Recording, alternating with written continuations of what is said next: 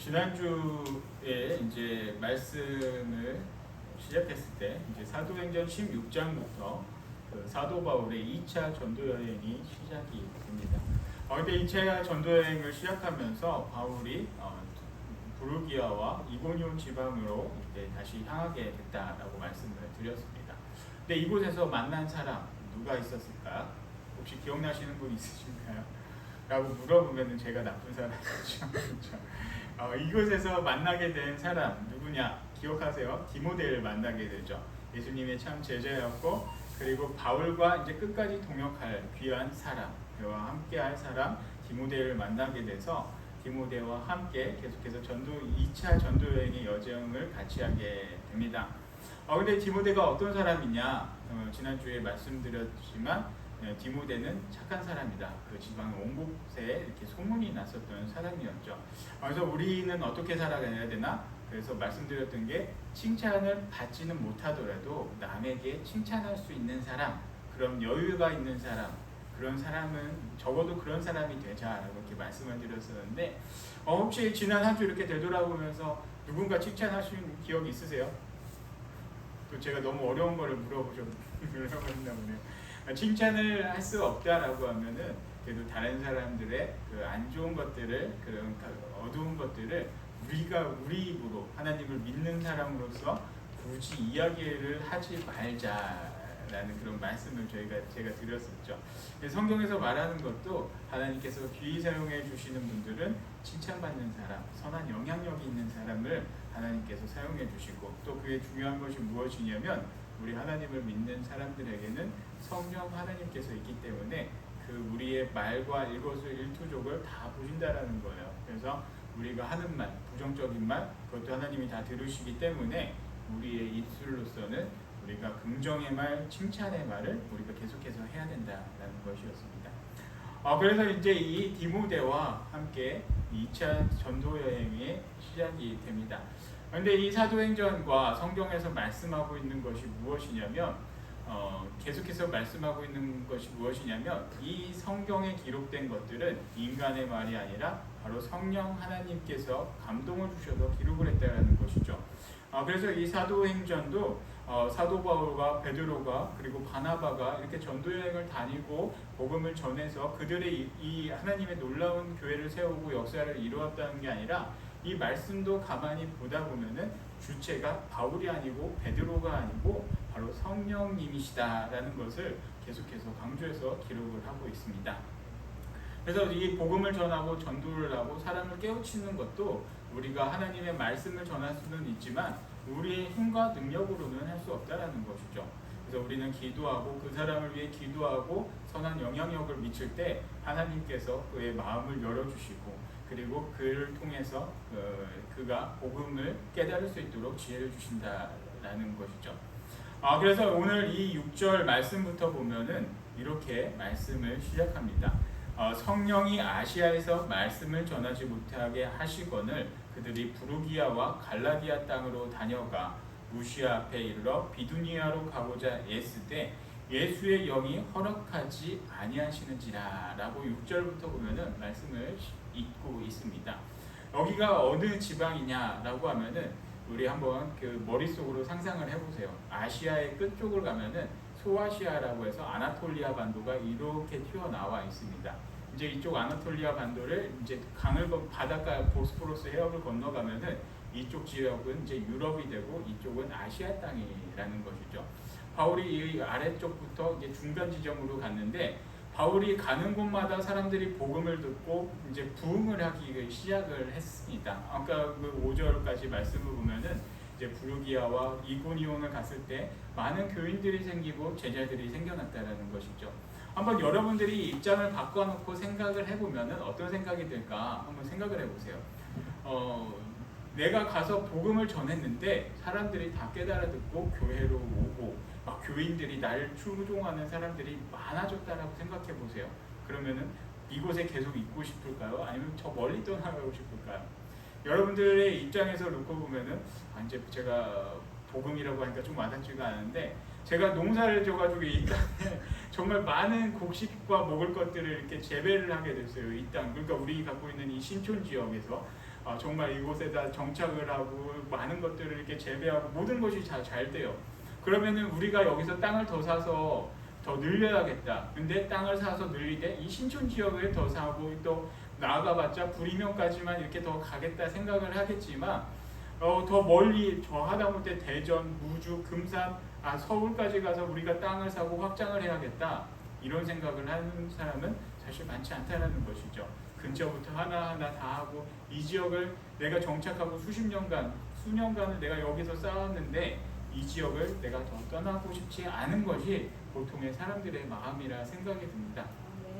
근데 바울도 비슷한 상황에 놓였습니다.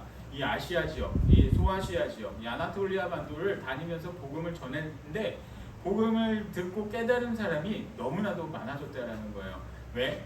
아주 그냥 흔히 말하는 어벤져스 같은 팀이 새로 생겼다는 것이죠. 주변에서 칭찬받고 인정받는 사람, 디모데가 합류됐고 의사 누가랑 또 같이 가고 바울에 항상 동역했던 제자 실라와 이 4명이 바울까지 4명의 사람들이 이 지역에서 복음을 전하니까 많은 사람들이 이렇게 깨닫게 됐고 하나님께로 돌아올 수 있는 그런 돌아오는 역사가 일어났기 때문에 바울은 계속해서 이 소아시아 지역에서 복음을 전하고 싶을 수밖에 없다라는 것입니다.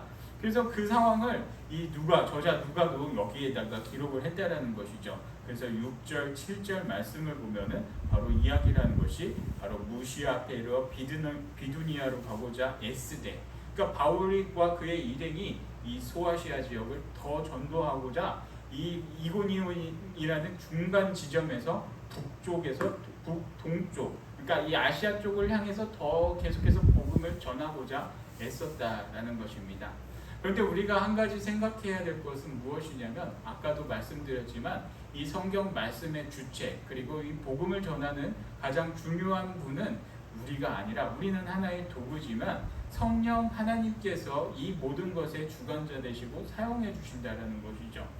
그래서 7절 말씀을 보면은 바울과 그의 일행이 이 아시아 지역 동쪽으로 더 가서 복음을 전하려고 애쓰고 노력을 하려고 했었지만 예수의 영, 바로 성령 하나님께서 이들에게 그것을 허락하지 않았다라고 이렇게 말씀을 하고 있습니다.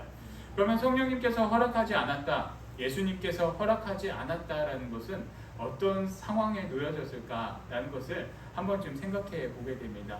우리 집사님 어떠세요? 양 집사님, 김 집사님, 길 집사님 이렇게 생각해 보실 때 성령님께서 나에게 그런 것을 허락해 주지 않았다라고 생각하면은 성령 하나님께서 여러분들에게 말씀을 하실까요? 우리 양 집사님 그러면 안 돼. 우리 김 집사님 그러면 안 돼. 더 이상 하지 마. 우리 길 집사님 거기서 그만. 이렇게 성령님께서 말씀을 하실까요? 어떻게 생각하세요? 바로 이 성경에서도 말씀하고 있는 게 그런 것을 말하는 것이 아니라는 것이죠. 하나님께서 직접적으로 음성으로 이렇게 말하던 때는 끝났습니다. 사실 이때만 해도 그런 시대가 아니었다라는 것이죠. 그에게 어떠한 사건을 통해서 바울 일행에게 어떠한 사건을 통해서 그들이 가는 것을 무언가에서 계속해서 막아서 도저히 갈 수 없게 만들었다라는 것이죠. 여러분들은 그런 경험이 있습니까? 내가 무언가를 할 때 자꾸만 막히고 안 되는 그런 경험을 해보신 적이 있습니까? 바로 그러한 상황을 성령 하나님께서 바울에게 했다라는 것입니다. 그럼 바울의 입장에서는 어떤 생각이 들까? 내가 하나님의 일을 이렇게 열심히 하는데 하나님께서 나를 막았다 이런 생각을 했기 때문에 참 이 바울이 예수님의 제자로서 참 많은 사역을 감당했다라고 이렇게 생각은 듭니다. 하지만 저나 여러분들 같은 그 입장에서 본다라고 하면은 불만을 가질 수는 있을 것 같아요. 어떠세요? 하나님 일을 하고 교회 일을 하는데 자꾸만 무언가 막혔어요. 그러면 계속해서 감사하고 할 수 있는 사람이 과연 얼마나 되겠습니까? 그럴 때 우리는 명확하게 알아야 되는 것이 무엇이냐면 이것이 하나님의 뜻인지 이 사역을 하는 것이 나의 뜻인지 하나님의 뜻인지 우리가 구별을 해야 된다는 것이죠. 하나님께서 원하셨던 뜻은 바울이 동쪽으로 아시아로 복음을 전하는 것을 원하지가 않으셨습니다. 하나님께서 이들에게 원하셨던 것은 바로 서쪽으로 가는 것을 원하셨다는 것이죠. 그래서 하나님께서는 계속해서 그의 길을 막으셨고, 그리고 그 사도 바울은 막힌 길을 못 가다 보니까 어디까지 갔느냐? 바로 그가 원했던 것과는 완전히 정반대의 방향으로 가게 되었습니다. 그들이 가려고 했던 곳은 북쪽, 동쪽, 북동쪽 쪽이었지만 그들이 갔던 데는 바로 8절 말씀, 무시아를 지나 드로아로 내려갔는데 라고 말씀을 하고 있죠. 그가 가려고 했던 것은 하나님의 인도하심 따라 흘러갔더니 그들이 원했던 방향과는 정반대인 서남쪽 부분, 그러니까 중간에서 약간 서쪽 끝으로 갔다라는 것이죠. 근데 무시아를 지나 드로아로 내려갔다라고 하는데, 드로아가 어디일까? 우리가 혹시 그리스 신화나 이런 세계사를 보면은 이 드로아라는 지역은 많이 나오는 그런 곳입니다. 그곳이 어디일까? 여러분들도 다 한 번쯤은 들어봤던 지역일 텐데, 이곳은 해안 도시로서 우리가 흔히 알고 있는 트로이라는 곳이 바로 이 드로아라는 곳이죠. 트로이는 다 들어보셨죠? 이게 이제 그리스 신화나 이렇게 많이 나오는데, 호메로스의 일리아드라는 그런 배경이 바로 이 트로이라는 곳이죠. 그래서 이 트로이라는 곳이 어떤 역사적 의미가 있냐? 바로 트로이 전쟁이 갖고 있는 큰 의미가 무엇이냐면, 동양과 서양의 첫 싸움이 바로 이 트로이 전쟁이었다라는 것입니다. 트로이 해안가에서 바로 이 그리스 군대가 그 아시아, 바로 이 지역에 있는 그 아시아 군대가 크게 전쟁을 했던 것이 바로 이 트로이 지역의 트로이 전쟁이었습니다. 그 말처럼 이 트로이라는 곳은 해안 지역으로서 그 많은 배가 운행을 했었고, 크게 이렇게 항구 도시로서 성장을 할 수밖에 없는 그런 여건을 갖고 있었던 곳이 바로 이 드로아였다라는 것이죠. 바울의 원하는 의도는 아니었지만 하나님의 인도하심을 따라 가다 보니까 바로 이 트로이 지역까지 흘러가게 되었습니다. 바로 이곳에서 이 사도 바울과 그의 일행들은 한 밤에 환상을 보게 됩니다. 어떠한 환상이냐? 바로 9절 말씀. 밤에 환상이 바울에게 보이니 마게도냐 사람 하나가 서서 그에게 청하여 이르되 마게도냐로 건너와서 우리를 도우라 하거늘 이라고 말씀하고 있죠. 이 말씀은 무엇이냐면, 밤에 자려고 하는데 한 가지 환상이 보입니다. 근데 우리가 또 지역마다, 제가 이렇게 요새 이렇게 사람들 만나면서 혹시 어디 분이세요? 이렇게 간간히 물을 때가 있어요. 왜 그러냐면, 저도 전국 팔도에서 이렇게 다 살아보다 보니까 날씨가 다 다르죠. 그리고 옷차림도 다 달라요. 다 다르다 보니까 그냥 거기에 대해서 궁금해서 이렇게 저렇게 물어볼 때가 요새 좀 자주 있었습니다. 근데 여기서 이 바울이 마게도냐 사람 환상을 봤다라는 것이 어떻게 알 수 있냐? 바로 옷차림이나 그런 행동, 사람의 그 외모가 다르기 때문에 이 바울과 그의 일행은 그 환상을 통해서 이 사람이 마게도냐 사람이다라는 것을 깨달을 수 있었다라는 것입니다. 그래서 이 마게도냐 사람이 환상에 나왔는데, 어떤 환상이었냐면, 우리를 빨리 건너와서 우리 좀 도와주세요라는 그런 부르짖음을 이들이 보았다라는 것이죠. 근데 이것을 보고서 이 바울과 그의 일행들은 많이 고민을 할 수밖에 없었습니다. 이 환상이 과연 갖고 있는 의미가 무엇일까? 그래서 그들은 고민하던 중에 기도함으로써 이게 깨닫게 되죠. 그래서 이 10절 하반절 말씀 보면, 이는 하나님이 저 사람들에게 복음을 전하라고 우리를 부르신 줄 인정함이로라. 그것을 하나님께서 우리를 불렀다는 것을 깨닫고 확신을 가졌다라는 것을 그들이 알았다라는 것입니다. 하나님의 말씀을 깨달았을 때 어떻게 해야 됩니까? 하나님께서 인도하심을 깨달았을 때 우리는 그 말씀에 순종하는 것이 우리 그리스도인의 그 삶의 자세라입니다. 나의 이런 계산, 셈법, 머리 굴리고 이런 것들을 다 떠나서 그냥 하나님의 말씀, 하나님께서 이렇게 말씀을 해주셨다라고 하면은 그 말씀에 온전히 순종하고 따라갈 때 하나님의 놀라운 역사가 일어난다라는 것이죠. 그래서 바울과 그의 일행은 이 환상을 보자마자 바로 이 드로아에서 배를 타고 사무드라는 그런 섬을 들렸다가 거기서 바로 네아폴리라는 곳을 향해 가게 되었습니다. 이 네아폴리를 향해서 갈 수 있었던 것은 바로 여기서 나오는 빌립보를 향해 갈 수 있었다는 것이죠. 네아폴리와 빌립보는 한 15km 정도 이런 거리가 있는데 항구 도시인 네아폴리를 거쳐서 빌립보로 가게 되었습니다. 그래서 12절 말씀 보겠습니다. 12절 말씀, 거기서 빌립보에 이르니 이는 마게도냐 지방의 첫 성이요 또 로마의 식민지라 이 성에서 수일을 유하다가 라고 말씀합니다. 이 빌립보 성이라는 것은 어떤 곳이냐? 이것도 역사가 정말 찬란한 도시 중에 하나가 바로 이 빌립보라는 도시입니다. 빌립보는 여기서 나오는 단어가 바로 빌립보와 마게도나였죠. 제가 역사를 좋아하다 보니까 역사적인 얘기가 되게 자주 나오는데 빌립보랑 마게도냐 하면 생각나는 분 혹시 한 사람 기억나는 분 있을까요?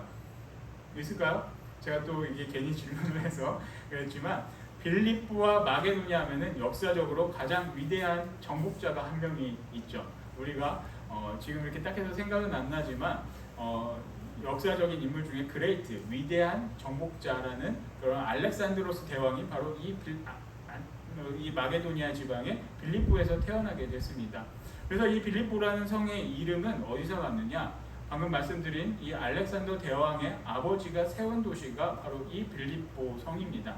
그래서 그의 아버지가 세웠기 때문에 그의 아버지의 이름 빌립을 따가지고 빌립보라고 이렇게 지명을 만들게 되었다라는 것이죠.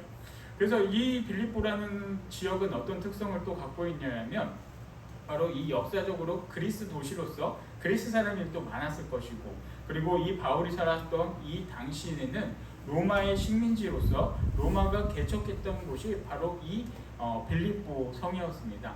그래서 아우구스투스 황제 때 이 빌립보 성을 개척하면서 이곳에 많은 퇴역 군인들을 이곳에 살게 했다라는 것이죠.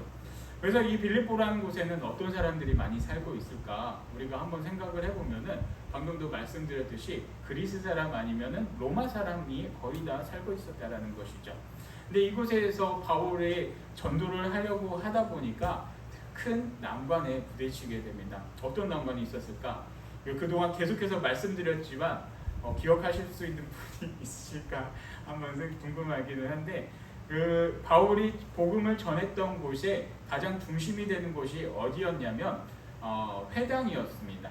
유대인들이 모여서 예배드리는 회당을 중심으로 복음을 전했습니다. 회당은 어떤 특징을 갖고 있냐면 바로 유대인 10명, 남자 10명 이상이 모일 때 이 회당을 세울 수가 있었다는 것이죠. 그런데 이 빌립보라는 곳에 유대인들이 세우는 그런 회당이 있기가 어려웠다는 것이죠. 하나님께서 인도하여 주셔서 이곳에 와서 복음을 전하려고 했는데 그들이 계속해서 복음을 전했던 그대로 하려고 하다 보니까 회당이 없습니다. 그들의 마음이 얼마나 깜깜하고 답답했겠습니까? 속으로 원망도 있지 않을까요? 하나님께서 인도해 주셔서 왔는데 왜 회당도 없고 이곳에서 복음을 어떻게 제가 전해야 합니까? 이런 생각을 누구나 가질 수밖에 없는 상황이었다라는 것이죠. 그래서 이 말씀을 보다 보면서 이 바울의 그 참담한 그 마음이 느껴집니다. 왜? 바로 12절 하반절 보면 또 로마의 식민지라 이 성에서 수일을 유하다가 수일을 그냥 유했다는 것이죠. 수일 동안 특별히 할 수 있는 것도 없었고 기도처도 없었고 그들이 회당에 가서 유대인을 만날 수도 없었고 복음을 전할 수 있는 길이 깜깜했다라는 것입니다. 그들이 할 수 있는 것이 무엇이 있었을까요? 저도 이 신촌 지역에 왔을 때 참 많은 생각이 있었어요. 와가지고 이 사람들에게 복음도 전하고 내가 오면 많이 가까워지고 이렇게 했을 거다 싶은데 막상 와보니까 동네에 사람들 만나는 것 자체가 너무나도 힘들어요. 사람들도 별로 없고 이렇게 돌아다니다가 요새 새벽에 이렇게 가끔가다 한 번씩 이렇게 돌아다니는데 한 5km, 6km 돌아다니면 두 분, 세 분 이렇게 만나게 되는 것 같아요. 그만큼 그때 이제 느낀 게 정말 어떻게 되나 깜깜한 그런 마음이 드는데 바울도 비슷한 상황이라는 것이죠. 막상 그동안 계속해서 회당에서 복음을 전하고 그들과 토론을 하면서 그 하나님의 말씀을 전했는데 막상 이곳에 와보니 그리스인과 그 로마인밖에 없는 그런 지역이었고 회당이 없었기 때문에 복음을 전할 수 있는 그들이 복음을 전할 수 있는 그런 상황이 아니었다라는 것이죠. 그래서 분명히 이 저자인 누가가 이렇게 기록을 했습니다. 수일을 유하다가 수일 동안에 갑갑하게 여기서 유하면서 그들이 할 수 있었던 것은 하나님께 간절히 기도하는 것밖에 없었다는 것이죠. 그래서 그렇게 기도하다가 이제 드디어 안식일이 되었습니다. 안식일은 어떻게 해야 됩니까? 하나님을 예배하고 하나님을 기억하고 하나님을 기념해야 되는 그 날인데 이 바울이 할 수 있는 게 아무것도 없었다라는 것이죠. 그래도 바울은 포기하지 않았습니다. 그래서 이 13절 말씀을 보면은 이렇게 기록하고 있습니다. 안식일에 우리가 기도할 곳이 있을까 하여 문 밖에 강가에 나가 거기 앉아서 모인 여자들에게 말하는데 라고 말씀하고 있죠. 그래서 아무리 기도처를 찾고 회당을 찾아서 복음을 전하려고 했지만 그런 곳이 아무것도 없었다라는 것이죠.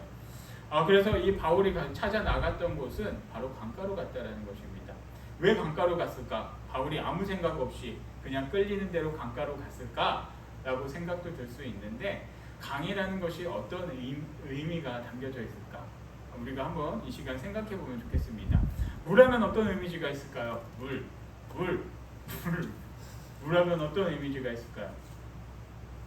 창세기에서도 물하면 정화의 의미가 있습니다. 물이나 재는 정화의 의미가 있습니다. 노아의 홍수를 통해 물을 통해 이 땅을 깨끗하게 정화하는 그런 의미가 있죠.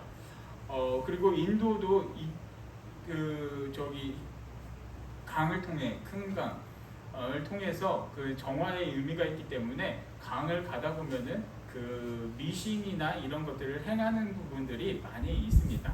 근데 물론 이 유대교나 이쪽에서도 우리 기독교에서도 강하면은 정화의 의미가 담겨져 있다라는 것이죠. 우리가 원래 사실은 세례를 받는 것도 강에서 하고 그런 게 이제 다 정화의 의미가 있기 때문에 이 바울 같은 경우도 강가에 가면은 누군가 기도하는 사람이 있을 거라는 그런 생각도 있었고, 그리고 이 강을 통해서 그런 기도하는 사람들과 또 하나님을 아는 사람들을 찾자 복음을 전하기 위해서 이 사도 바울과 그의 일행들이 강가로 갔었다라는 것입니다. 그래서 이곳에서 이들이 나름 최선을 다하고 발버둥을 치고 기도하며 나아갈 때 어떤 일이 있냐? 바로 14절 말씀입니다. 두아디라 시에 있는 자색 옷감 장사로서 하나님을 섬기는 루디아라는 한 여자가 말을 듣고 있을 때 주께서 그 마음을 열어 바울의 말을 따르게 하신지라 라고 말씀을 하고 있죠. 이 두아디라 시에 있는 자색 옷감 장사로서 하나님을 섬기는 루디아라고 이렇게 말씀을 하고 있습니다. 이곳에서 바로 바울의 동역자인 루디아를 만나게 되죠. 근데 루디아가 어떤 이름일까? 여기서도 한번 생각을 해보면은 이 루디아라는 사람은 사람의 이름이 아닙니다.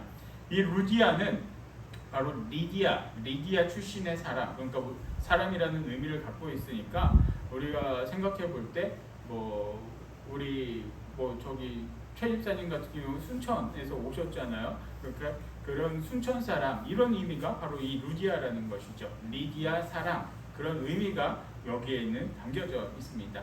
그래서 여기서 루디아를 만나는데 이 루디아라는 사람이 옥감장수라고 이렇게 기록을 하고 있습니다. 근데 옥감장사라고 하면은 우리가 생각할 때 어떤 생각이 들까요? 이 사람은 어떤 사람이 생각이 들까? 한번 이 시간 조금 생각을 해보시면 좋겠습니다. 저도 예전에 이 말씀을 보면서 이 빌립보 교회가 새로 개척이 됐을 때 어떤 모습이었을까를 생각하면서 이 말씀을 본 적이 있는데 이 루디아라는 여인을 통해서 교회가 함께 세워지고 옥감 장수라는 이 사람을 통해서 세워졌기 때문에 조금 너무나도 이게 별볼일 없고 작게 이렇게 시작했지 않았을까, 작지만 강한 교회 이렇게 되지 않았을까라고 생각을 하고 있는데 이 루디아라는 여인을 설명할 때 자색 옥감 장수라고 이렇게 설명을 하고 있습니다. 근데 우리가 조금 더 생각을 해보면은 아무리 옥감 장수라고 해도 자색 옥감을 다루는 사람은 좀 이게 부한 사람이다라고 생각을 해볼 수 있다라는 것이죠. 왜 그러냐면 이때 당시 염색의 기술이 크게 발달되지 않았었던 때라는 것이죠. 우리나라가 왜 백의의 민족인지 아시죠? 다 아시죠? 왜 백의의 민족이에요? 우리나라가. 저 이번에 물어볼까요? 왜 백의의 민족이에요? 왜? 우리나라가 왜 백의의 민족이 될 수밖에 없었냐면 염색 기술이 없어서 그래요. 염색을 할 수 있는 능력이 없어서 색이 있는 옷을 만들 기술이 없었습니다. 그래서 옛날에 전설의 고향이나 뭐 이런 거 보면은 하얀 속옷 입고 귀신들이 나오는 것도 그 염색 기술이 없어서 그런 흰 옷밖에 입을 수가 없었다라는 것이죠. 그런데 그보다 더 오래된 이 기원 후 1세기 전후에서 이때에 염색 기술이 얼마나 발달이 됐었겠습니까? 거기에다가 자색, 보라색 염색 기술은 아무나 다룰 수 있는 사람이 아니었다라는 것이죠.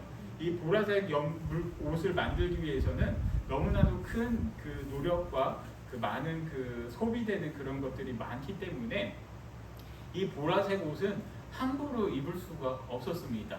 당시 최고의 권력자인 황제만이 입을 수 있었던 것이 이 보라색 옷이죠. 혹시 서울 가서 지하철 타보신 적 있으세요? 지하철 그럼 한번 다 타보세요. 지하철 탈 때 5호선이 보라색이에요. 5호선이 보라색인데 거기 써 있어요. 황제의 색깔 보라색 해가지고 5호선에 이렇게 써 있죠.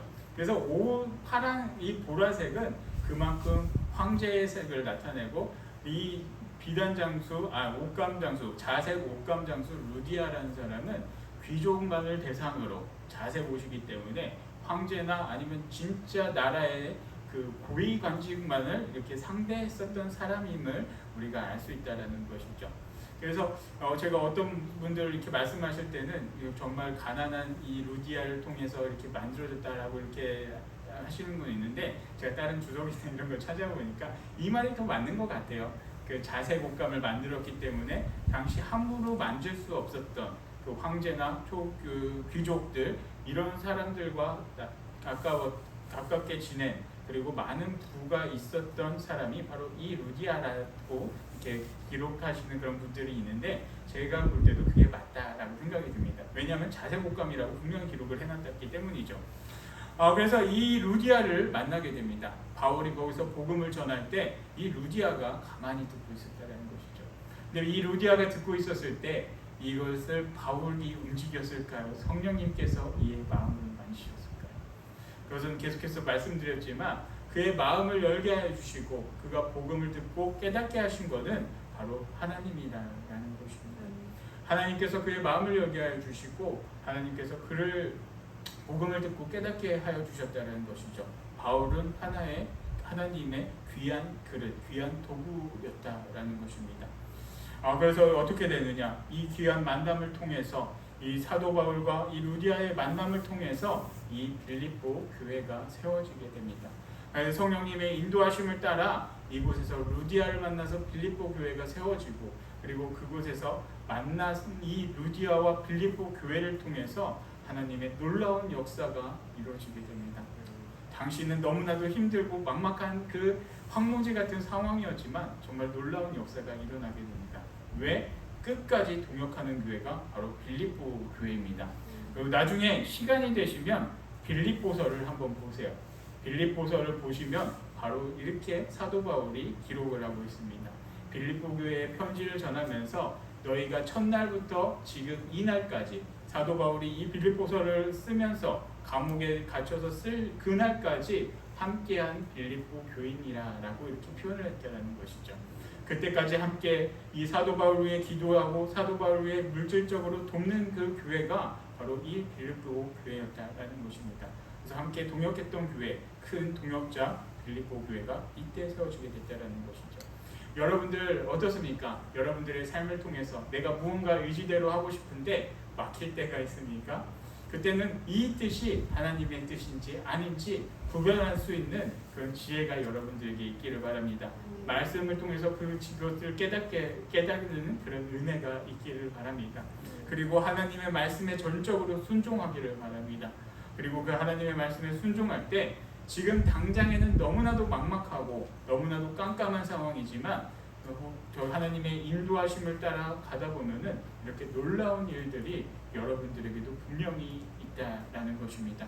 사도 바울이 지금 당장은 너무나도 깜깜하고 암담한 그런 상황이었지만 기도하며 하나님의 인도하심을 따라갈 때 그의 최고의 동역자인 디모데를 만나고 그리고 이 빌립보 교회 평생 함께하고 함께 기도하며 하나님의 놀라운 일을 개척해 나갔던 이 빌립보 교회 든든한 조력자를 만나게 되는 그런 놀라운 은혜가 있다는 것입니다. 여러분들 기억하십시오. 막히는 일들, 답답한 일들 꼭 그때마다 더 기도하시면서 하나님의 인도하심이 어느 것인지 찾아가는 우리 귀한 모든 신촌교회 성도님들이 되기를 축복합니다. 아멘. 아버지 하나님 감사합니다. 저희들 또 이 시간 함께 지켜주시고 또 주님의 말씀을 듣고 깨달을 수 있도록 함께 해주시며 감사드립니다. 아멘. 아버지 하나님, 저희들이 정말 세상을 살아갈 때 인간적인 욕심으로 살아갈 때가 너무나도 많이 있습니다.